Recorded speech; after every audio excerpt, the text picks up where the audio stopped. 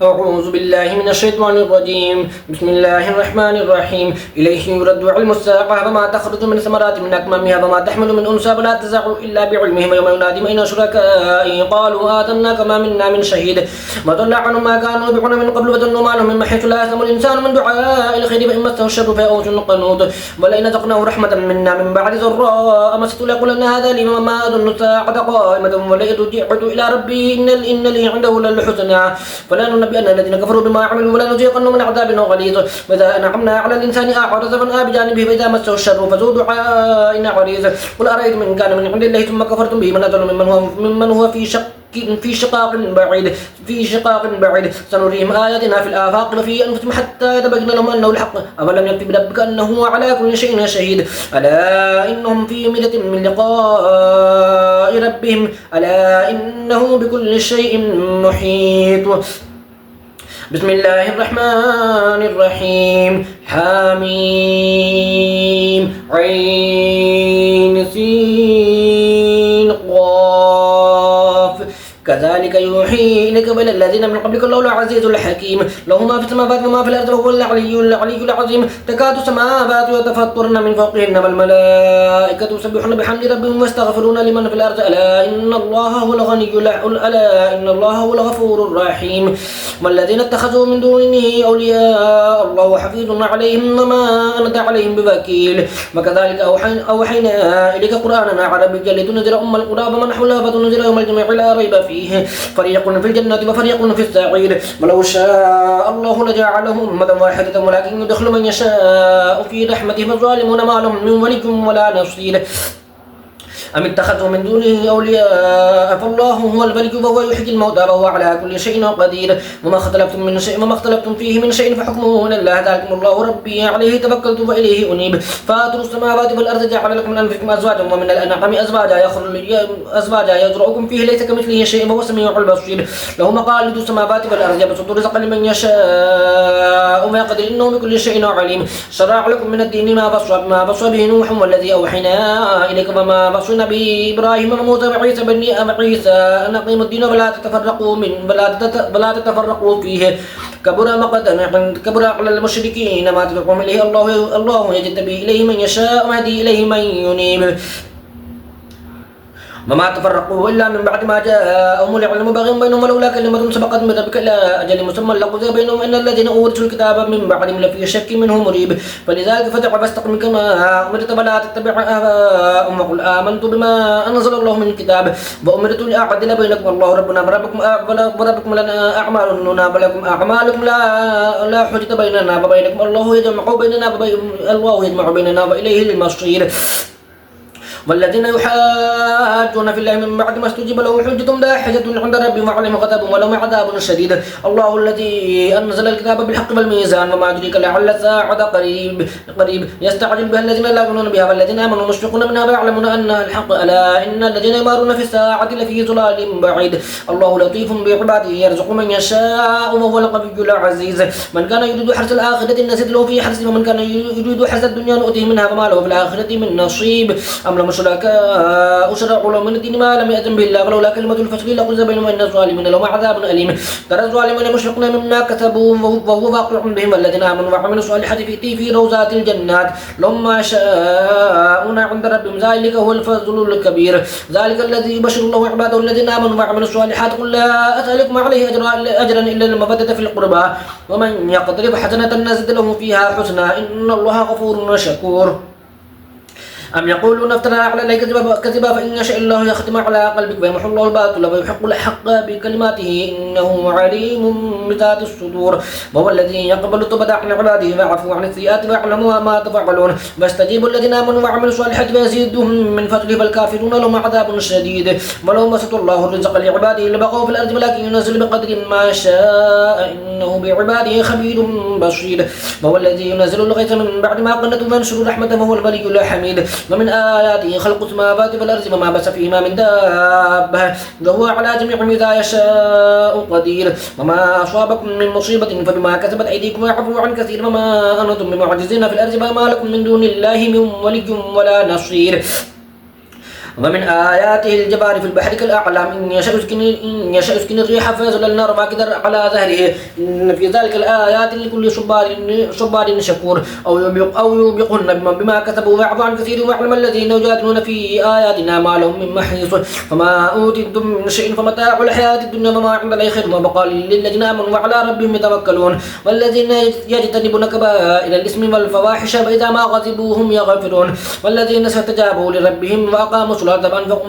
الصلاة وأمرهم شورى بينهم ومما رزقناهم ينفقون والذين إذا أصابهم البغي هم ينتصرون وجزاء سيئة مثلها فمن عفا وأصلح فأجره على الله إنه لا يحب الظالمين بل من انتصر بعد ظلمه فأولئك ما عليهم من سبيل إنما سبيل على الذين يظلمون الناس ويبغون في الأرض بغير الحق أولئك لهم عذاب أليم ولمن صبر وغفر إن ذلك لمن عزم الأمور ومن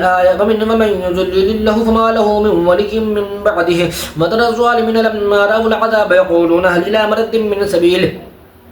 وتراهم يعرضون عليها خاشعين من الذل ينظرون من طرف خفي وقال الذين آمنوا إن الخاسرين الذين خسروا أنفسهم أهلهم يوم القيامة ألا إن الظالمين في عذاب مقيم وما كان لهم من أولياء ينصرونهم من دون الله ومن يضلل الله فما له من سبيل استجيبوا لربكم من قبل أن يأتي يوم لا مرد له من الله ما لكم من ملجأ يومئذ وما لكم من نكير فإن أعرضوا فما أرسلناك عليهم حفيظا إن عليك إلا البلاغ وإنا إذا أذقنا الإنسان منا رحمة فرح بها وإن تصيبهم سيئات بما قدمت أيديهم فإن الإنسان كفور لله ملك السماوات والأرض يخلق ما يشاء يهب لمن يشاء إناثا ويهب لمن يشاء الذكور أو يزوجهم ذكرانا وإناثا فيجعل من يشاء وقيما إنه عليم قدير وما كان لبشر أن يكلمه الله إلا وحيا أو من وراء حجاب أو يرسل رسولا فيوحي بإذنه ما يشاء إنه علي حكيم وكذلك أوحينا إليك روحا من أمرنا ما كنت تدري ما الكتاب ولا الإيمان ولكن جعلناه نورا نهدي به من نشاء من عبادنا وإنك لتهدي إلى صراط مستقيم صراط الله الذي له ما في السماوات وما في الأرض ألا إلى الله تصير الأمور بسم الله الرحمن الرحيم حميم والكتاب المبين إنا جعلناه قرآنا عربيا لعلكم تعقلون وإنه في الكتاب لدينا لعلي حكيم فنزل بعضكم الذكر صفحا أن كنتم قوما مسرفين وكم أرسلنا من نبي في الأولين وما يأتيهم من نبي إلا كانوا به يستهزئون فأهلكنا أشد منهم بطشا وماذا مثل الأولين ولئن سألتم من خلق السماوات والأرض ليقولن خلقهن العزيز العليم الذي جعل لكم الأرض مهدا وجعل لكم فيها سبلا لعلكم تهتدون والذي نزل من السماء ماء بقدر فأنشرنا به بلدة ميتا كذلك النشور والذي خلق الأزواج كذلك تخرجون والذي خلق الأزواج كلها وجعل لكم من الفلك والأنعام ما تركبون لتستووا على ظهوره ثم تذكروا نعمة ربكم وتستبدوا عليه وتقولوا سبحان الذي سخر لنا هذا وما كنا له مقرنين سبحان الذي سخر لنا هذا وما كنا له مقرنين وإنا إلى ربنا لمنقلبون وجعلوا له من عباده جزءا إن الإنسان لكفور مبين أم اتخذ مما يخلق بنات وأصفاكم بالبنين وإذا بشر أحد بما ضرب للرحمن مثلا ظل وجهه مسودا وهو كظيم أفمن ينشأ في الحلية وهو في الخصام غير مبين وجعلوا الملائكة الذين هم عباد الرحمن إناثا أشهدوا خلقهم وستكتب شهادتهم ويسألون وقالوا لو شاء الرحمن ما عبدناهم ما لهم بذلك من علم إنهم إلا يخرصون أم آتيناهم كتابا من قبله فهم به مستمسكون بل قالوا إنا وجدنا آباءنا على أمة وإنا على آثارهم مهتدون وكذلك ما أرسلنا من قبلك في قرية من نذير إلا قال مترفوها إنا وجدنا آباءنا على أمة وإنا على آثارهم مقتدون قال أفلو جئتكم بأهدى مما وجدتم عليه آباءكم قالوا إنا بما أرسلتم به كافرون فانتقمنا منهم فانظر كيف كان عاقبة المكذبين وإذ قال إبراهيم لأبيه وقومه إنني براء مما تعبدون إلا الذي فطرني فإنه سيهدين فجعلها كلمة باقية في عقبه لعلهم يرجعون بل متعت هؤلاء وآباءهم حتى جاءهم الحق ورسول مبين ولما جاءهم الحق قالوا هذا سحر وإنا به كافرون وقالوا لولا نزل هذا القرآن على رجل من القريتين يعظم وهم يقسمون رحمة ربك نحن قسمنا بينهم معيشتهم في الحياة الدنيا ورفعنا بعضهم فوق بعض درجات ليتخذ بعضهم بعضا سخريا ورحمة ربك خير مما يجمعون ولولا أن يكون الناس أمة واحدة لجعلنا لمن يكفر بالرحمن لبيوتهم سقفا من فضة ومعارج عليها يظهرون بل لبيوتهم أبوابا وسرورا عليها يتكئون وزخرفا وإن كل ذلك لما متاع الحياة الدنيا والآخرة عند ربك للمتقين ومن يعش عن ذكر الرحمن نقيد له شيطانا فهو له قرين وإنهم ليصدون عن السبيل ويحسبون أنهم مهتدون حتى إذا جاءنا قال يا ليت بيني وبينك بعد المشرقين فبئس القرين ولن ينفعكم اليوم إذ ظلمتم أنكم في العذاب مشتركون فأنت تسمع ثم أوتاد العمي ومن كان في ضلال مبين فإما نذهبن بك فإنا منهم منتقمون أو نرينك الذي بعدناهم فإنا عليهم مقتدرون فاستمسك بالذي أوحي إليك إنك على صراط مستقيم وإنه لذكر لك ولقومك فسوف تسألون واسأل من أرسلنا من قبلك من رسلنا جعلنا من دون الرحمن آلهة يعبدون ولقد أرسلنا موسى بآياتنا إلى فرعون وملئه فقال إني رسول رب العالمين فلما جاءهم بآياتنا إذا هم منها يضحكون وما نريهم من آية إلا هي أكبر من أختها فأخذناهم بالعذاب لعلهم يرجعون وقالوا يا أيها الساحر ادع لنا ربك بما عهد عندك إننا لمهتدون فلما كشفنا عنهم العذاب إذا هم ينكثون ونادى فرعون في قومه قال يا قوم أليس لي ملك مصر وهذه الأنهار تجري من تحتي أفلا تبصرون أم أنا خير من هذا الذي هو مهين ولا يكاد يبين فلولا ألقي عليه أسورة من ذهب أو جاء معه الملائكة مقترنين فاستخف قومه فأطاعوه إنهم كانوا قوما فاسقين فلما آسفونا انتقمنا منهم فأغرقناهم أجمعين فجعلناهم سلفا ومثلا للآخرين ولما ضرب ابن مريم مثلا إذا قومك منه يسدون وقالوا آلهتنا خير أم هو ما ضربوه لك إلا جدلا بل هم قوم خاصمون إنه إلا عبد أنعمنا عليه وجعلناه مثلا لبني إسرائيل ولو نشاء لجعلنا منكم ملائكة في الأرض يخلفون وإنه لعلم للساعة فلا تمترون بها واتبعون هذا صراط مستقيم ولا يصدنكم الشيطان إنه لكم عدو مبين ولما جاء عيسى بالبينات قال قد جئتكم بالحكمة فلأبين لكم بعض الذي تختلفون فيه فاتقوا الله فأطيعون إن الله هو ربي وربكم فاعبدوه هذا صراط مستقيم فاختلف الأحزاب من بينهم فويل للذين ظلموا من عذاب يوم أليم هل ينظرون إلا الساعة أن تأتيهم بغتة وهم لا يشعرون الأخلاء يومئذ بعضهم لبعض عدو إلا المتقين يا عبادي لا خوف عليكم اليوم ولا أنتم تحزنون الذين آمنوا بآياتنا وكانوا مسلمين ادخلوا الجنة أنتم وأزواجكم وتحبرون يطاف عليهم بصحاف من ذهب وأكواب فيها ما تشتهيه الأنفس وتلذ الأعين وأنتم فيها خالدون وتلك الجنة التي أورثتموها بما كنتم تعملون لكم فيها فاكهة كثيرة منها تأكلون إن المجرمين في عذاب جهنم خالدون لا يفتر عنهم وهم فيه مبلسون وما ظلمناهم ولكن كانوا هم الظالمين ونادوا يا مالك ليقضي علينا ربك قال إنكم ماكثون لقد جئناكم بالحق ولكن أكثركم للحق كارهون أم أبرموا أمرا فإنا مبرمون أم يحسبون أن لا نسمع سرهم ونجواهم بلى ورسلنا لديهم يكتبون قل إن كان للرحمن ولد فأنا أول العابدين سبحان رب السماوات والأرض رب العرش عما يصفون فذرهم يخوضوا ويلعبوا حتى يلاقوا يومهم الذي يوعدون وهو الذي في السماء إله وفي الأرض إله وهو الحكيم العليم وتبارك الذي له ملك السماوات والأرض وما بينهما وعنده علم الساعة وإليه ترجعون ولا يملك الذين يدعون من دونه الشفاعة إلا من شهد بالحق وهم يعلمون ولئن سألتم من خلقهم ليقولن الله فأنى يؤفكون وقيله يا رب إن هؤلاء قوم لا يؤمنون فاصفح عنهم وقل سلام فسوف يعلمون بسم الله الرحمن الرحيم حاميم والكتاب المبين إنا أنزلناه في ليلة مباركة إنا كنا منذرين فيها يفرق كل أمر حكيم أمرا من عندنا إنا كنا مرسلين رحمة من ربك إنه هو السميع العليم رب السماوات والأرض وما بينهما إن كنتم موقنين لا إله إلا هو يحيي ويميت ربكم ورب آبائكم الأولين فكذبوا في شك يلعبون فارتقب يوم تأتي السماء بدخان مبين يغشى الناس هذا عذاب أليم ربنا اكشف عنا العذاب إنا مؤمنون أنا لهم الذكرى وقد جاءهم رسول مبين ثم تولوا عنه وقالوا معلم مجنون إنا كاشف العذاب قليلا إنكم عائدون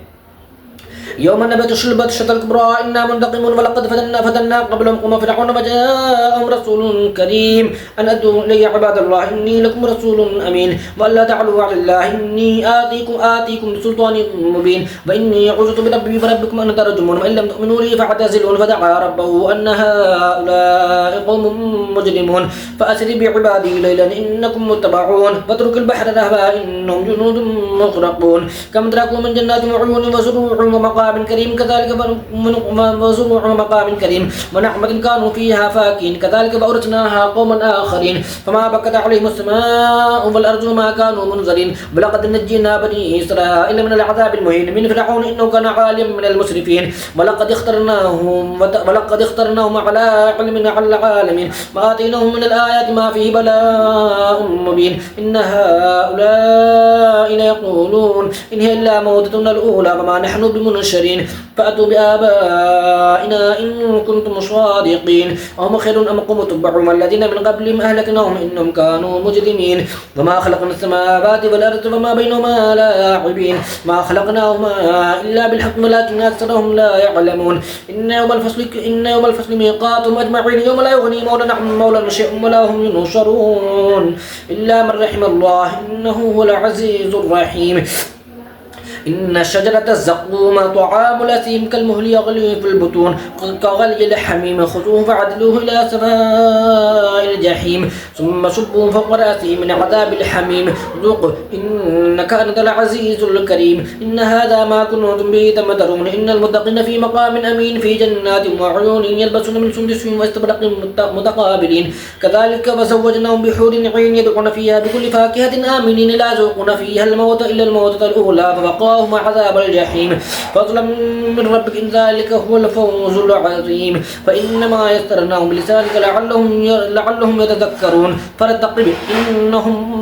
مرتقبون بسم الله الرحمن الرحيم حميم تنزيل الكتاب من الله العزيز الحكيم إن في السماوات والأرض لآيات للمؤمنين وفي خلقكم وما يبث من دابة آيات لقوم يوقنون باختلاف الليل والنهار وما نزل الله من السماء من رزق فأحيا به الأرض بعد موتها وتصريف الرياح آيات لقوم يعقلون تلك آيات الله نتلوها عليك بالحق فبأي حديث بعد الله وآياته يؤمنون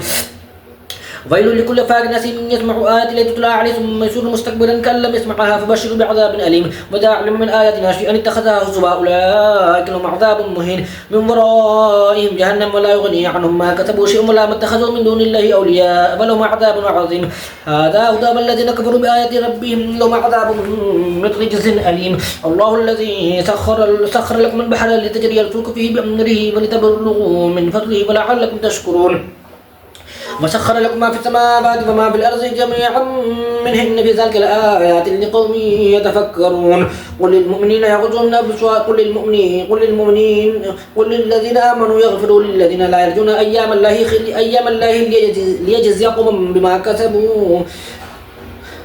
ليجزي قوم بما كانوا يكسبون من عمل صالحا فلنفسه ومن أساء فعليها ثم إلى ربكم ترجعون ولقد آتينا بني إسرائيل الكتاب